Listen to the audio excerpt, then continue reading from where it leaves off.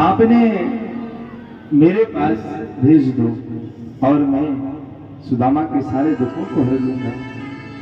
आज सुशीला ने अपने पतिदेव से कहा,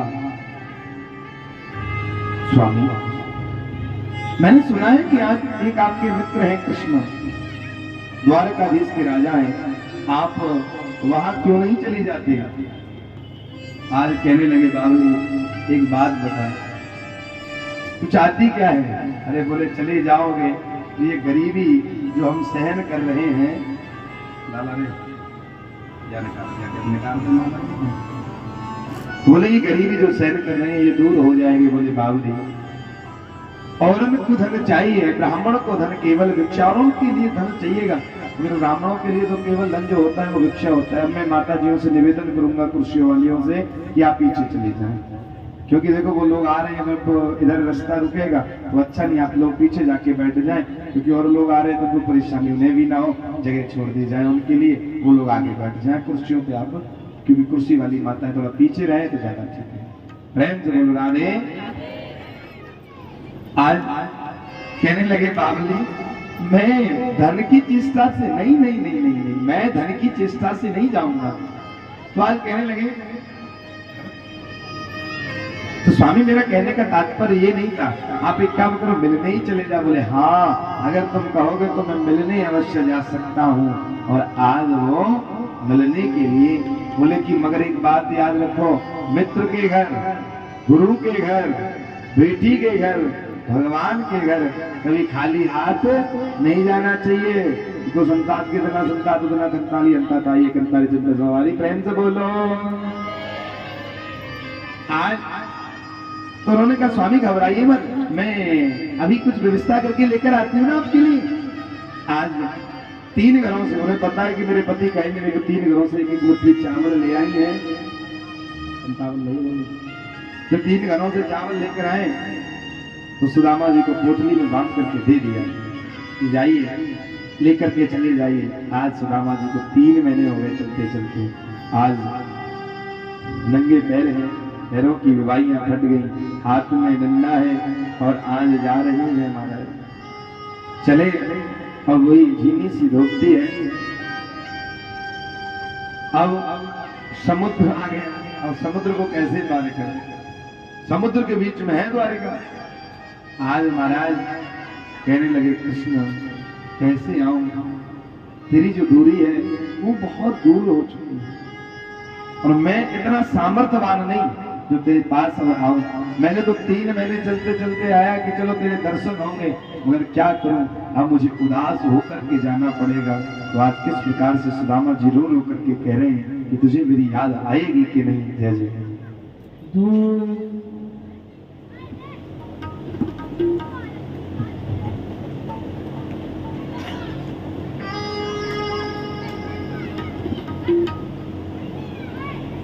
प्रेम से बोलो।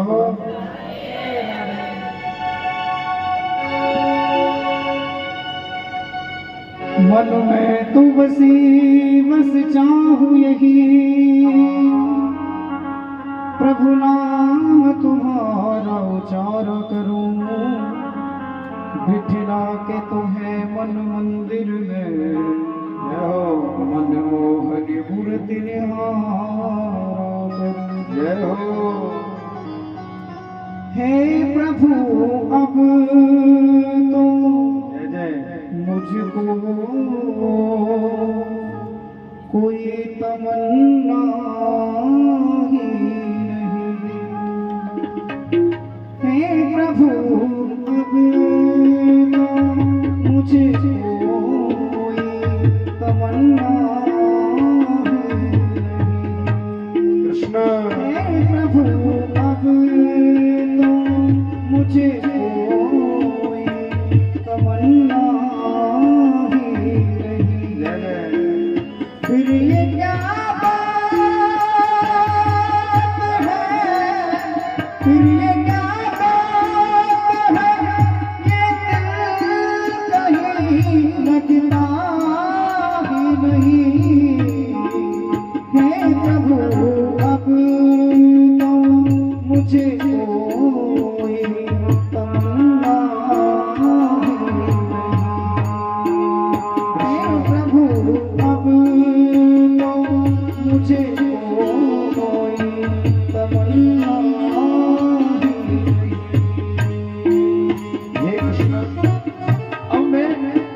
बताऊं तुझे, तुझसे मिलने के लिए बड़ी आस लेकर आया हूँ और एक ही तमन्ना है कि तुझसे मैं मिलूं प्रभु, और मेरी कोई तमन्ना नहीं। मुझे धन नहीं चाहिए तेरे से, मगर कैसे भी मुझे अपने द्वार बुला ले।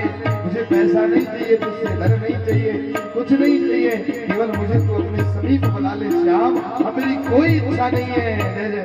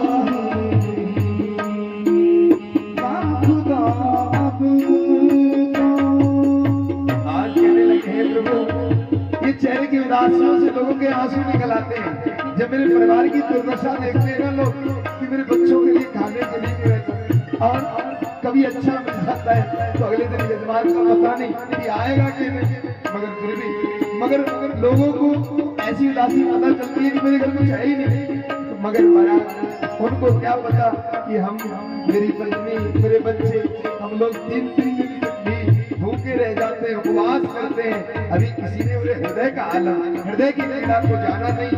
लोग तो शक्ल देख के ही वो देते हैं भगवान को। कह रहे हैं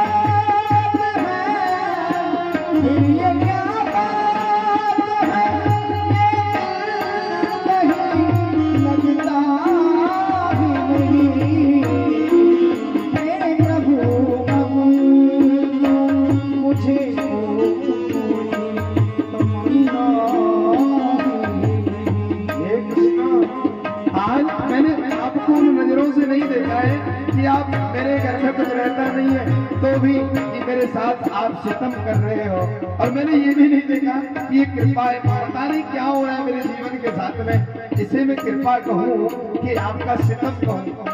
या तो हो सकता है इसके पीछे कृपा छुपी हो कि अगर तुमने मुझे इतनी गरीबी दी है तो हो सकता है तेरे दर्शन हो जाए, या हो सकता है अगर तू मेरे साथ सितम कर रहा है, मगर फिर भी अगर तू सितम भी कर रहा हो कृष्ण, मैंने उस नजरों से मुझे देखा नहीं, जो कि मेरी नजरों में जो तुम हो वो करुणा निलान हो, दयालुता हो, जो क्योंकि तुम तो सब पे दयालुता करते हो, जो कर रहे हो वो तुम अच्छा कर रहे हो। कृष्ण जय जय।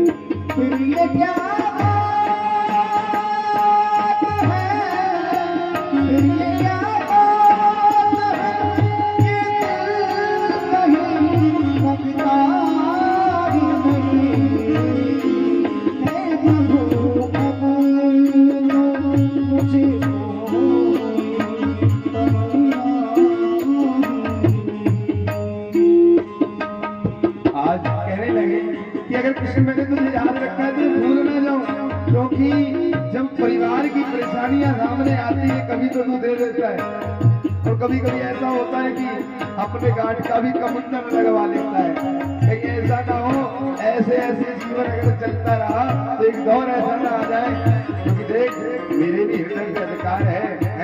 कहीं ऐसा ना हो कि मैं कहीं तुझे भूल जाऊं। इतना भी मुसीबत में ना डाल कि मैं किसी और का हो जाऊं, इतना भी मुसीबत में ना डाल कि मैं किसी और का हो जाऊं। मैं चाहता हूं कि जीवन में परंत मैं मरते दम तक हे कृष्ण तेरा हो जाऊं।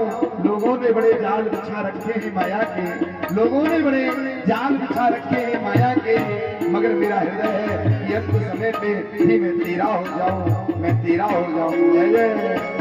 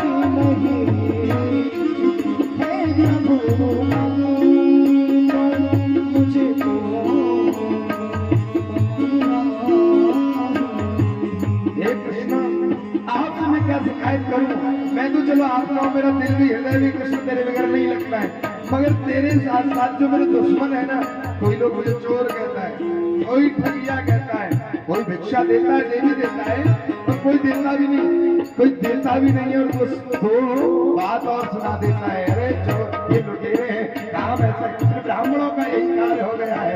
अरे महाराज, वो जो दुश्मन भी है ना, मैंने उनको भी कभी दुश्मन नहीं समझा, उनकी भी मैं सोचता हूँ कि तेरी ही कृपा है, तभी तो ऐसा कह रहे हैं। अगर तेरी कृपा ना हो तो कोई कुछ ना कहे। इतना सब कुछ मेरे साथ होता है कृष्ण, मगर फिर भी पता नहीं क्यों मैं तुझे नहीं भूल पाता हूँ। मैं तुझे कभी अपना दुश्मन नहीं समझता, क्योंकि दुश्मनों की दुश्मन नहीं समझा तो तुम्हें क्या समझूंगा। मगर ये क्या बात है प्रभु, ये क्या बात है कृष्ण कि तेरे बगैर मेरा हृदय नहीं लगता है, मन नहीं लगता है।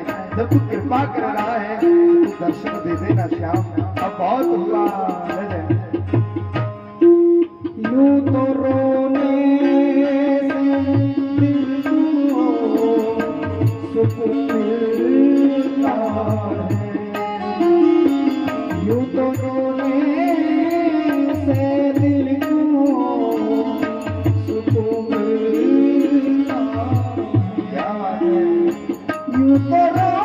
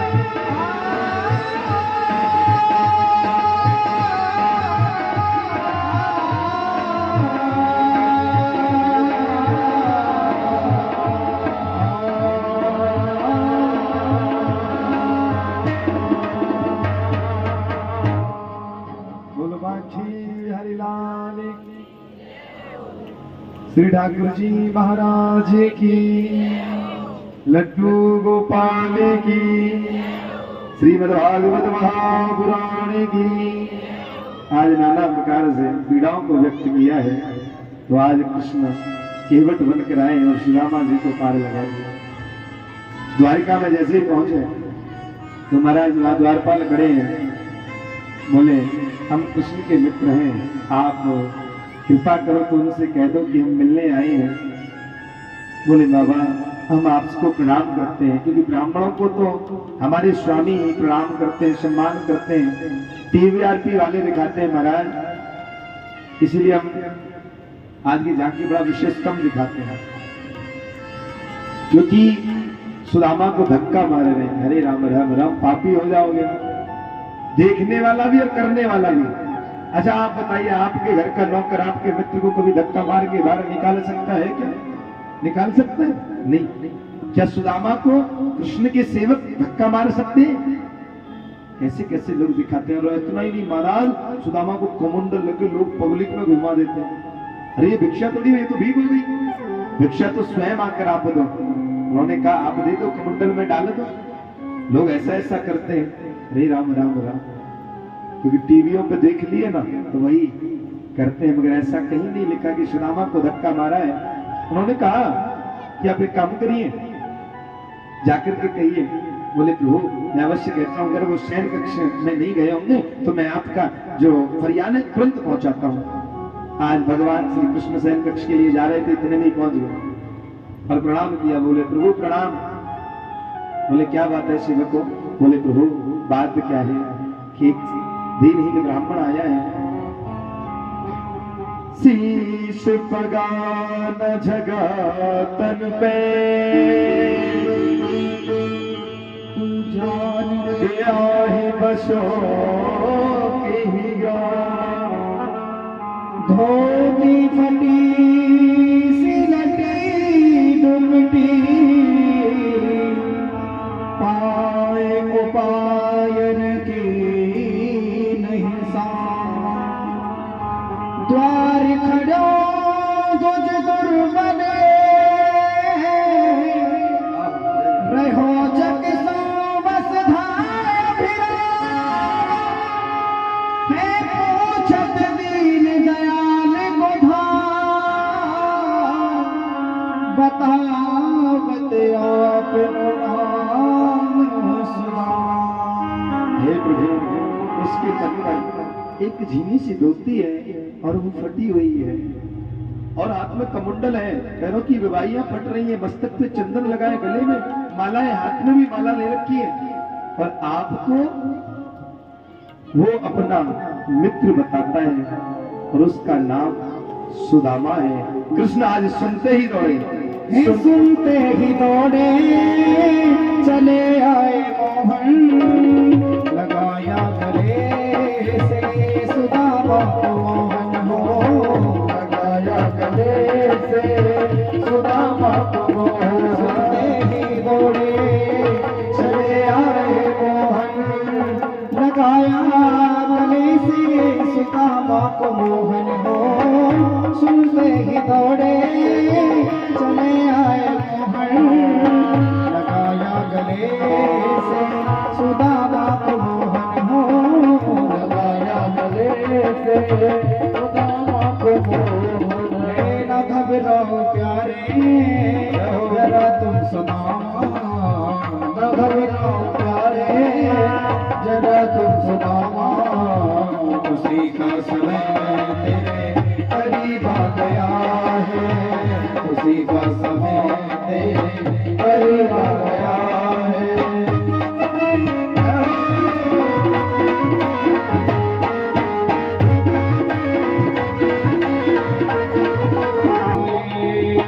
न घबराओ प्यारे जरा तुम सुदामा, न घबराओ प्यारे जरा तुम सुदामा। उसी का समय तेरे करीब आ गया है, उसी का समय तेरे करीब आ गया है, उसी का समय तेरे करीब आ गया है, उसी का समय तेरे करीब आ गया है।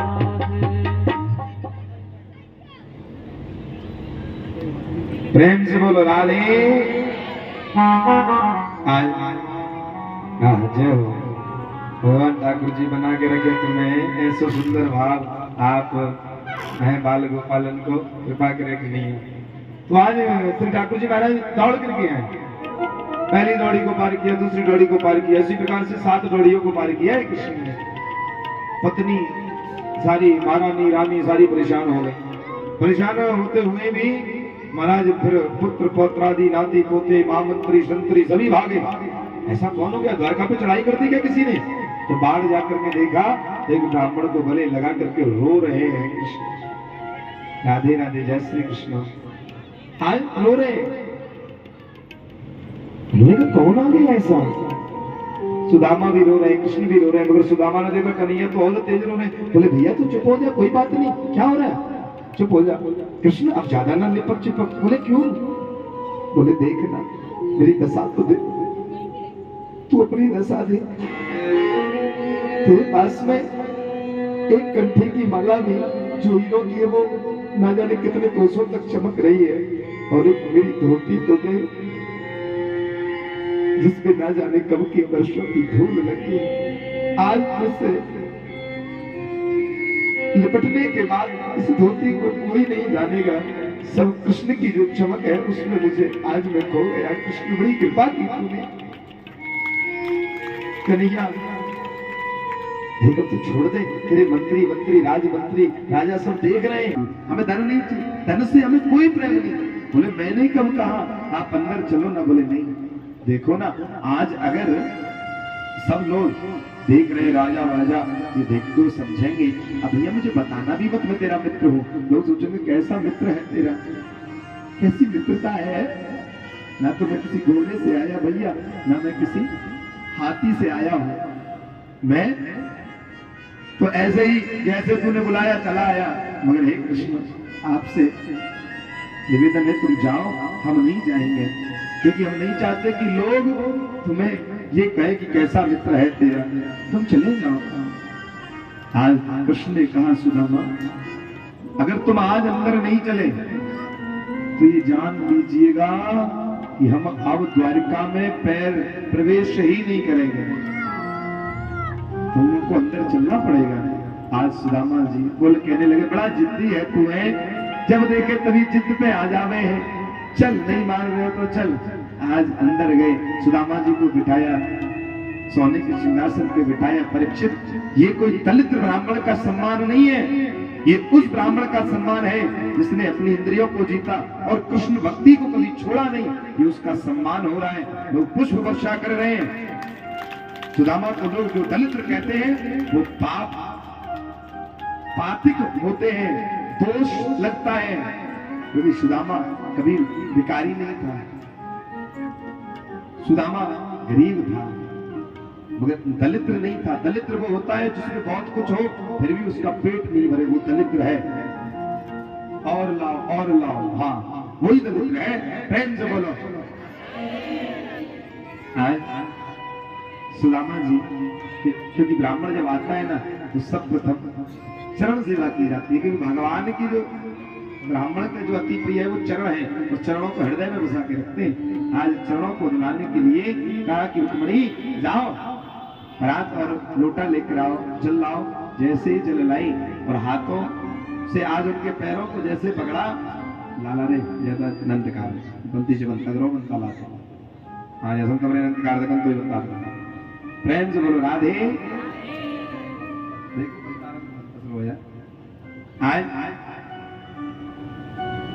जैसी परात लेकर और लोटे का जल लेकर के आई हैं, तो आज जैसे सुदामा के पैरों को लिया धुलने के लिए, आज कृष्ण मेरे रोने लगे, तो बड़ी तेज तेज रो रहे हैं। ऐसे बेहाल विभाइन के पग कंटक जात रहे पुन जोए,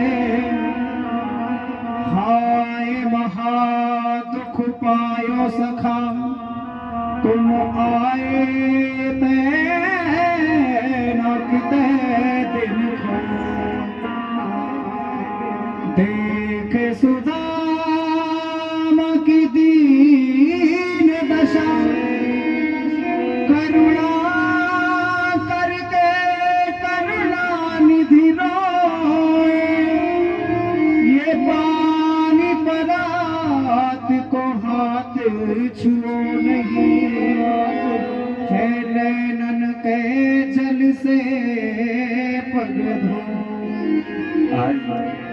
सुदामा जी के जैसे पैरों को देखा है तो पानी को हाथ भी नहीं लिया। आज इतना रोए कृष्ण, इतना रोए कि नेत्रों से ही उनके चरणों की सेवा कर दी है, चरणों को धुल दिया है। और कह रहे हैं सुदामा, इतनी दीन दशा है तेरी, मगर फिर भी तेरे पैर चलते चलते फट गए, विवाहियां फट गई, मगर इन चरणों को तू मेरे पास तक लेकर क्यों नहीं आया? क्योंकि मुझे सहन नहीं होता। आज हृदय से कह रहे, कोई लोग कहता है सुदामा उसका मित्र है, मगर एक मित्र तो 56 भोग खाए, तो दूसरे मित्र के पास में सूखी रोटी भी गई तो आपको दोष नहीं, ऐसे मित्र को दोष लगता है। मगर करूं क्या सुदामा? गुरु ने कहा था कि जब तक तुम मेरे पास स्वयं चलकर नहीं आओगे तब तक मैं तुम्हारी गरीबी को भी नहीं हर सकता था। नहीं तो मैं ऐसा संसार में कोई मेरे मित्र को कहे मुझे कैसे सहन हो सकता है। आओ सुदामा बैठो। सुदामा और बताओ भैया कैसे हो? बोले बढ़िया है। पत्नियों से कहने लगे आशीर्वाद लो, अरे ये ब्राह्मण देव है, अजर अमर रहोगी, एक एक करके पत्नी, हाँ भैया बिल्कुल, एक आई रुक्मणी जी आई सबसे पहले, अरे सदा स्वागत रहो, बढ़िया रहो, आनंद करो, बाल गोपाल सब चकाचक रहे। फिर दूसरी आई सत्यभामा आई, फिर आशीर्वाद दिया। भद्रा आई, लक्ष्मण आई, जामवंती जी आई, मित्रवृंदा आई, नग्नज्योति आई, सभी आई। फिर और लाइन लग गई, लाइन लग गई, जैसे यहाँ प्रसाद पे लाइन लग जाए ऐसे लाइन लग गई लंबी। बोले भैया ये पत्नियों का बोला है तुमसे आशीर्वाद का, इन दासियों का नहीं बोला। बोले भैया जितनी भी तुम्हारी दृष्टि जा रही है ये सब हमारी पत्नी तो है। बोले हे भगवान, कन्हैया इतने विवाह कर लिए? बोले भैया क्या करूं? अरे 16,108 भैया देख ये हाथ दुख जाएंगे हमारे आशीर्वाद देते देते, वैसे तुम लोग पतलों से शरीर है। तो एक काम कर, हाथी के पैर में सबको पैर आ जाए ना, तो एक काम कर तू आ, हम तो ही है, आशीर्वाद दे दे। आज कन्हैया को सुदामा आशीर्वाद दे रहे हैं कि अजर अमर रहो, सुहागिन रहो, फूलो फलो, तुम्हारे बाल गोपाल आनंद में रहे। कृष्ण के सर पे हाथ देकर कह दिया तुम सबको आशीर्वाद मिलेगा। और सुदामा कह रहे भैया हम तुम नटखट तो थे बचपन में, मगर इतना नहीं पता था कि कितने नटखट हो जो इतने विवाह कर लोगे। बोले सुदामा जी सत्य बताएं, ऐसे ही हमें पता ही नहीं हमारे विवाह हो गए। अच्छा विवाह करने वाला तू, तुझे पता ही नहीं है? अच्छा ये बताओ सुदामा जी तुम्हारा विवाह हुआ? बोले हाँ भैया। विवाह कर लिए? बोले हाँ। बचपन में कहते थे तुम तो विवाह ही नहीं करोगे। अरे भैया ये रसगुल्ला ऐसा है जो खाए वो पछता है, जो ना खाए वो भी पछता है प्यारे। हाँ कहते हैं ना कि जो खाए वो तो पछता है और जो ना खाए वो भी पछता है, यही कहो। तो कहने का भाव अब बोले तुम तो कहते थे कि मैं विवाह नहीं करूंगा, भजन करूंगा, ऐसे करूंगा, विवाह कैसे हो गया तुम्हारा? बोले महाराज क्या करें, माता पिता की बड़ी इच्छा थी, इसलिए उनकी इच्छा को रखने के लिए हम क्या करें, विवाह हो गया। बोले चलो कोई बात नहीं, बाल गोपाल है कि नहीं? बोले कन्हैया तेरी कृपा से 4 बाल गोपाल है। बोले अरे 4 बाल गोपाल? बोले हाँ। आनंद में है? हाँ भैया आनंद में तो पूरे हैं वो। अच्छा बोले हाँ। कृष्ण देख रहे हैं कि सुदामा कहता है कि नहीं? बोले भैया इतने आनंद में है, बच्चों की आनंद आनंद आयुर्वेदिक वाला लेप हमारे बच्चों को लगता है, और क्या कमी होगी? जब चाहे लापसी बन जाती है घर में, जब मन करे एकादशी का व्रत रह लेते हैं, कोई कमी नहीं हमारे पास। बोले हमारी भाभी? बोले अरे भाभी तो तेरी चकाचक घोट रही है, 24 घंटे माला लेकर पड़ी रहती है, तुझे ही याद करती है, और इससे ज्यादा उसे चाहिए क्या? आनंद आ रहे हैं भाभी के। हमारा सुबह जाते हैं, इतने व्यस्त रहते हैं जजमानी में, जजमानों के पास, शाम को वो इंतजार करती रहती है कि हम वो आएंगे, क्या बच्चों को खिलाएंगे। कभी फल आ जाता है, कभी सेब आ जाता है, कभी चकाचक रसगुल्ला आता है। कृष्ण कोई जानते हो जजमान कोई जजमान कोई कभी तो छोड़ते नहीं है, आज वो कह नहीं पा रहे हैं।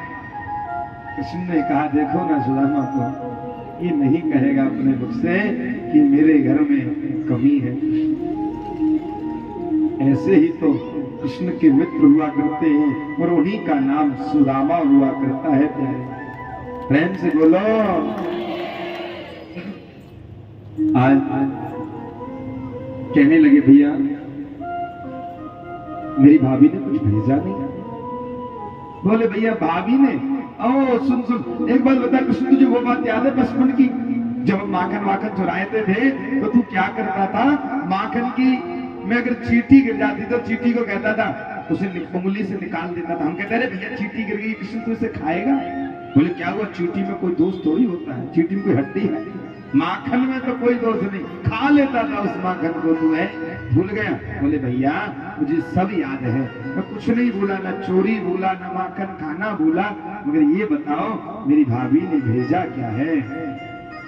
बोले भैया जी एक बात की याद है, जब हम वन में गए थे लकड़ी के लिए, तू माना नहीं, तू पेड़ पे चढ़ गया, मैं कह रहा था मैं चढ़ जाऊं। बोले नहीं ब्राह्मण हूँ, ब्राह्मण को कष्ट नहीं दूंगा। बोले भैया मुझे सब याद है, ये बताओ कि मेरी भाभी ने भेजा क्या है? बोले एक बात के तो पीछे पड़ जा, तेरी भाभी ने कुछ नहीं भेजा, बता क्या भेजेगी भाभी तेरी? नहीं दिख रहा ध्यान उस बेचारी को? बोले ऐसा नहीं हो सकता, क्योंकि मेरी भाभी मेरे लिए कुछ ना भेजे, ऐसा तो हो ही नहीं सकता कि मेरी भाभी मेरे लिए कुछ ना भेजे। हाँ प्रेम से बोलो राधे। देखो भैया सुदामा, आप हमसे झूठ बोल रहे हैं, कुछ तो भेजा को। बोले जब बोल दिया ना कुछ नहीं भेजा। बोले अच्छा तो एक बात बताओ सुदामा, आपका जो ये यहाँ पे कांक उठी है, ये इसमें क्या है? बोले भैया इसको तो तू हाथ भी मत लगाना। बोले क्यों? बोले इसमें मैं पैदल चला हूं ना, तो पैदल चलते चलते पसीने आते तो यह फोड़ा हो गया है। तो बोले सुदामा जी घबराओ मत, मैं वहां माखन चोरता, अब जब से लोगों ने मुझे सावरिया वैद्य भी बना दिया है, अब मैं बड़े बड़े रोगों का इलाज भी कर देता हूँ, मैं डॉक्टर भी बन गया हूँ। तो मुझे अपना फोड़ा दिखाओ तो सही। अब सुदामा जी को कृष्ण ऐसे पकड़ने लगे, बोले अरे छीनने लगे, पोटली को छीनने लगे। तो कहने लगे अरे कृष्ण ले, भले ही तू द्वारिका का राजा बन गया है, मगर सही कहा है, चोर चोरी छोड़ सकता है मगर हेरा फेरी नहीं छोड़ सकता। ले कुछ नहीं भेजे, कच्चे चावल भेजे हैं तेरे लिए। आज जब देखा कृष्ण ने देखा कि देखो एक जगह के चावल भी हमारे सुदामा भैया के पास नहीं है। आज कृष्ण कहने लगे सुदामा तूने बहुत दुख पाया है, बहुत कष्ट पाया है, और जब लोग तुझसे कुछ कहते हैं वो मेरे हृदय पे लगता है, मगर मैं कुछ कर नहीं पाया। आज मेरे पास सुदामा आया है, ये भी लोग याद रखेंगे कि मित्र को मैंने दिया क्या। आज पहली मुट्ठी हरि ने खाई है, पहली पहली मुट्ठी हरि ने ली, मुट्ठी हरि ने ली, पहलो लोक कहाए सुदामा दिया। देखो मैंने भैया सुदामा की एक मुट्ठी चावल को खाया है, और मैंने सुदामा को एक लोक की संपत्ति दी। दूजी दूजी मुट्ठी हरि ने ली, मुट्ठी हरि ने ली, दियो दूजो लोक कहाए सुदामा जी। आज इसने कहा देखो मैंने सुदामा जी की दूसरी मुट्ठी चावल को खाया, और मैंने 2 लोक की संपत्ति अपने सुदामा भैया को दी है। मुट्ठी तीसरी भरत ही रानी रुकमन पकड़ो हाथ, ले दरिद्रिया को प्रभु तुम बनो सुदामा। आज कहने लगे क्या कर रहे हो प्रभु? आज रुक्मणी ने हाथ पकड़ लिया। अरे जब तीनों लोग की संपत्ति आप इन्हें दे दोगे तो तुम्हारे पास क्या बचेगा? कहाँ रहोगे तुम? किस लोक में जाके रहोगे बताओ? मन में कह रही है सुदामा जी के सामने नहीं, और सुदामा जी के सामने क्या कर रही है, स्वामी 2 मुट्ठी चावल आपने खा लिया, तीसरी मुट्ठी मत खाओ, कच्चा चावल है, दर्द हो जाएगा पेट में। सुदामा जी तुरंत बोल उठे, भैया बिल्कुल सही कह रही है, देखो कच्चा चावल है, ज्यादा नहीं खाते, पेट में दर्द हो जाएगा। तो कृष्ण कह रहे हैं सुदामा बड़ा भोला है तू, कुछ नहीं जानता। प्रेम से बोलो। आज भोजन प्रसादी बनवाए, और भोजन प्रसादी बनवा के सुदामा के लिए लगवाए, बढ़िया बढ़िया खाया। तो आज सुदामा जी कह रहे हैं कृष्ण बोले हाँ अब मुझे अपने बच्चों की याद आ रही है, अब मुझे आप भेज दें। तो जब अच्छा अच्छा ब्राह्मण खाता है, क्योंकि देखो मैंने तो तेरे यहाँ 56 भोग खा लिए, ना जाने मेरी ब्राह्मणी सूखा खा रही होगी, मेरे बच्चों को है कि नहीं, मन में ऐसा भाव आ रहा है। तो मगर उसने तो वह पहले से ही आनंद कर लिया। आज सुदामा को श्री ठाकुर जी ने विदा किया, क्योंकि आगे भी कथा की तरफ चलते हैं, विदाई होना भी शेष है। तो आज सुदामा को श्री ठाकुर जी ने विदा किया। उधर जाकर सुदामा को संपत्ति मिली, संपत्ति छोड़ने चाहे तो कृष्ण ने दर्शन दिए, और कृष्ण ने कहा जिस पर मेरा आशीर्वाद होता है सुदामा, उसे कभी अभिमान नहीं होता। प्रेम से बोलो। आज अपने पुत्रों को बैठाकर समझा रहे हैं कि पुत्रों रूप यौवन संपत्ति प्रभु तमम विवेकता। पुत्रों व्यक्ति के बिगड़ने के 4 कारण होते हैं। रूप का अगर अभिमान हो जाए तो वो रूप भी नष्ट करा देता है, नाश करा देता है अगर अभिमान हो जाए। यौवन जवानी का अगर मद छा जाए, अभिमान हो जाए, वो जवानी भी नाश करा देती है। मन संपत्ति का अगर तुम्हें अभिमान हो जाए, धन का अभिमान हो जाए, तो वो धन भी तुम्हारा नाश करा देता है पुत्रों। और पद का भी अगर अभिमान हो जाए, तो पद का अगर अभिमान हो जाए, व्यक्ति गलत कर बैठता है और उसका नाश हो जाता है। मैं आपको कहना चाहता हूँ पुत्रों, मैंने देखा है कि आप साधु ब्राह्मणों का अपमान करते हो, ऐसा आप कभी न करना, नहीं तो आपको स्वयं पर ब्रह्म भी नहीं बचा सकता। साधु ब्राह्मणों का सम्मान करना चाहिए, जीवन में ध्यान रखना। बोले नहीं पिताजी ऐसी कोई बात नहीं है। बोले जब मैं सुना है तब मैंने आपसे कहा है, नहीं तो बेटा कुछ बचेगा नहीं जीवन में। मगर आज नहीं माने। उनके वन में विश्वामित्र असिता कंडवो दुर्वासा भृंगो ऋषि नाम, दुर्वासा अत्रि भृगु जी और विश्वामित्र कश्यप ऋषि सभी विराजमान है। शाम को साड़ी पहना करके आज ले गए और कहा दुर्वासा जी से, बाबा शाम को साड़ी पहना कर ले गए। तो बोले बाबा इसके पेट में क्या है? बोले देखते हैं कि बाबा पहचान पाते हैं कि नहीं। आज कहने लगे मूर्खो, तुम हमारा अपमान कर रहे हो, जाओ मैं तुम्हें श्राप देता हूं, इसमें से वो निकलेगा जिससे पूरे यदुवंश का नाश हो जाएगा, नाश हो जाएगा। आज वहां जाकर के देखा, जैसे ही साड़ी को उतारे उसमें से मूसल निकला। और आज पिताजी को नहीं बताया, घबरा के उस मूसल को आज उन्होंने पीस करके समुद्र में फेंक दिया है। आज जब समुद्र में फेंक दिया तो महाराज वहां से एरक नाम की घास उत्पन्न हुई। आज श्री ठाकुर जी महाराज समस्त उद्धव से कह रहे हैं कि उद्धव देखो, जीवन में हमें गुरु हर चीज को बनाना चाहिए। देखो उद्धव बोले हाँ प्रभु आदेश करिए बताइए। दत्तात्रेय जी महाराज हुए, एक होते हमारे पुरोहित गुरु। पुरोहित माने जो परिवार में आते रहते हैं, पंडित दादा के परदादा के जो आते रहते हैं। एक होते हैं दीक्षा गुरु, वो सबके होते हैं पुरोहित और दीक्षा गुरु। दीक्षा गुरु का मतलब जो हमारा कान फूंकता है, नाम मंत्र देता है, उसी नाम मंत्र के संसाधन से हम गोविंद की प्राप्ति करते हैं। क्योंकि वो जो मंत्र होता है वही गुरु होता है, जो गुरुओं ने दिया जाता है वही सब लोगों को प्राप्त होता है। उसके द्वारा हमारे हृदय में बलिष्ठता आ जाती है और हम श्री ठाकुर जी के चरणों में लग जाते हैं। जो जीवन में गुरु नहीं बनाता है, दत्तात्रेय जी ने तो 24 गुरुओं को बनाया, पृथ्वी को भी बनाया। देखो ना पृथ्वी पे हम कितना मल मूत्र करते हैं, मगर कभी भी उनको माँ का रूप कहा जाता है, पृथ्वी माँ, क्योंकि माँ के अंदर सहनशीलता होती है। इसीलिए व्यक्ति को सहनशील होना चाहिए। दूसरा, वायु को गुरु बनाया। संत को इस प्रकार होना चाहिए, दिखे हर जगह भगवान का प्रचार हर जगह करे, मगर एक ही जगह अड्डा बनवा के ना बैठे। वायु को जिस प्रकार कोई पकड़ नहीं पाता, महसूस सभी को होता है, इसी प्रकार से संत को भ्रमण करते रहना चाहिए।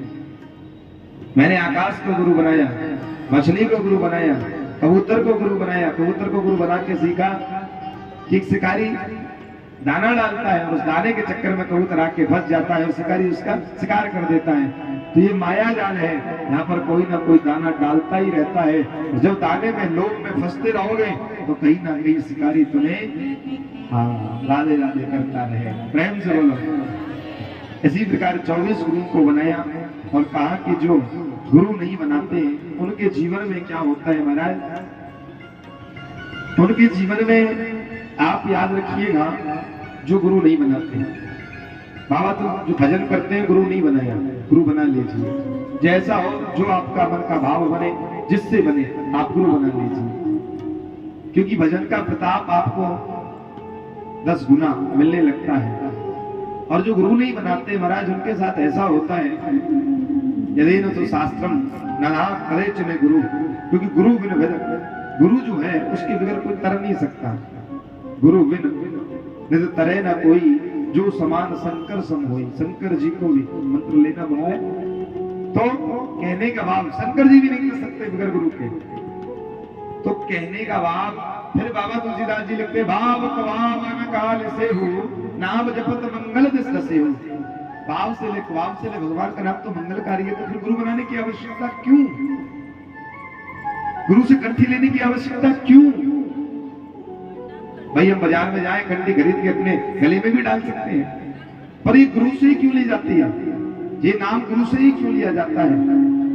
क्यों कंठी, उस बाजार की कंठी का कोई मोल होगा और गुरु की कंठी का कोई मोल नहीं होता। भगवान के नाम का कोई मोल नहीं होता। ये अनमोल चीजें हैं और अनमोल चीज को देने के लिए अनमोल व्यक्ति की आवश्यकता पड़ती है। कली काल में गुरु जो होता है वो साक्षात भगवान के दर्शन कराने में हमारा साधक होता है। वो सीढ़ी होती है, सीढ़ी पे चढ़ के जाओगे तो ऊपर जल्दी चढ़ जाओगे। सीढ़ी है वो मंत्र जो आप जिसका जाप करेंगे।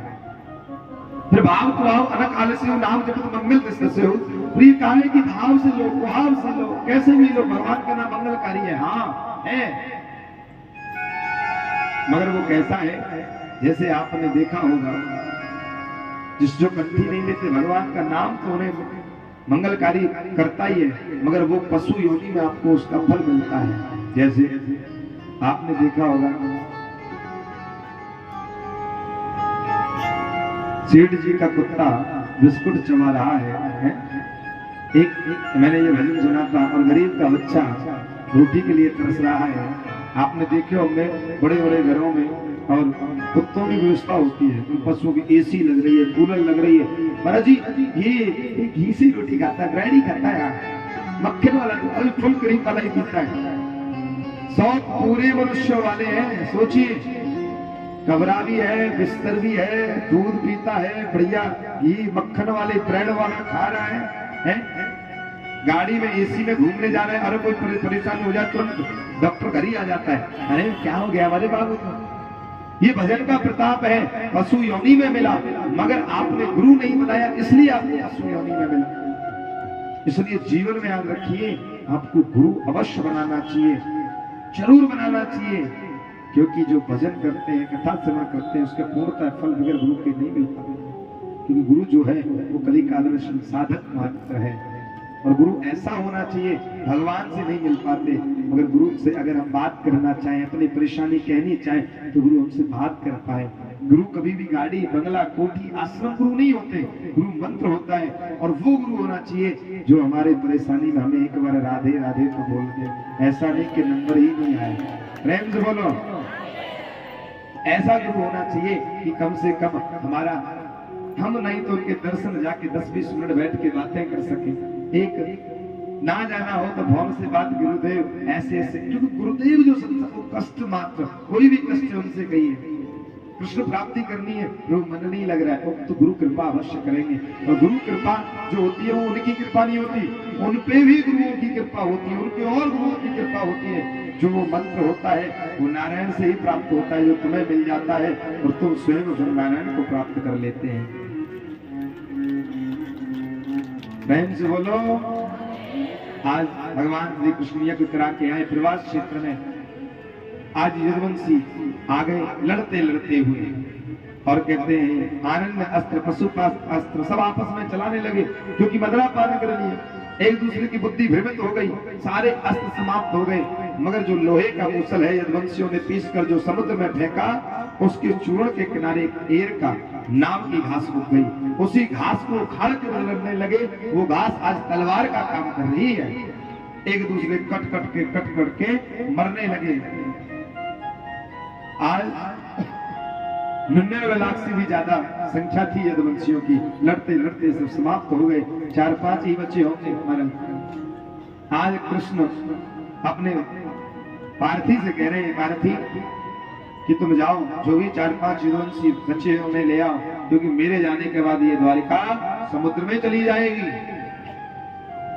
आज पार्थी पहुंचे, उधर से वो जो मूसल पीस कर फेंका था, वो मछली ने एक क्षण उसका एक कण उसका निगल लिया। संभासुर नाम का राक्षस ले गया।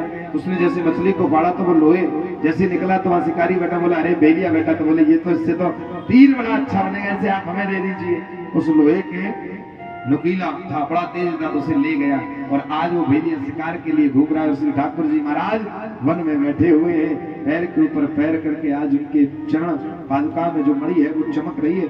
कस्तूरी समझ के आज भेड़िए ने शब्द भेदी मारा, जैसे ही मारा तो आज उनके पैर में जाके लगा और भगवान के मुख से आह निकली। दौड़ कर गया भेल, प्रभु क्षमा करें, भूल से बाण लगा है। बोले कैसी बात कर रहे हो, भूल से तो कुछ नहीं होता।